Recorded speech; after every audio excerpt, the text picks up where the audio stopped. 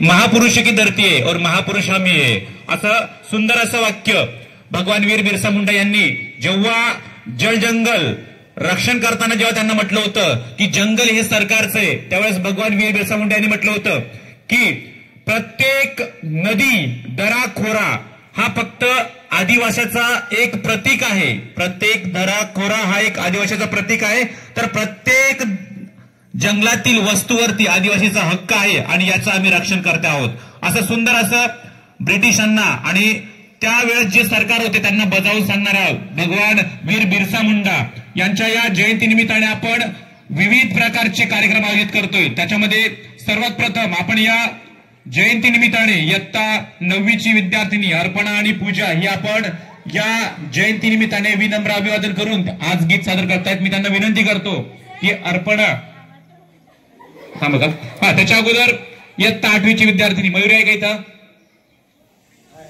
हा मयुरी आणि मयुरीची टीम या समोर पुढे यायचंय। मी त्यांना विनंती करतो की त्यांनी या दिनानिमित्ताने सुंदर असं गीत सादर करून वीर भगवान बिरसा मुंडा यांच्या स्मृतीस वंदन करायचंय। इयत्ता 8वीची मयुरी आणि तिची टीम।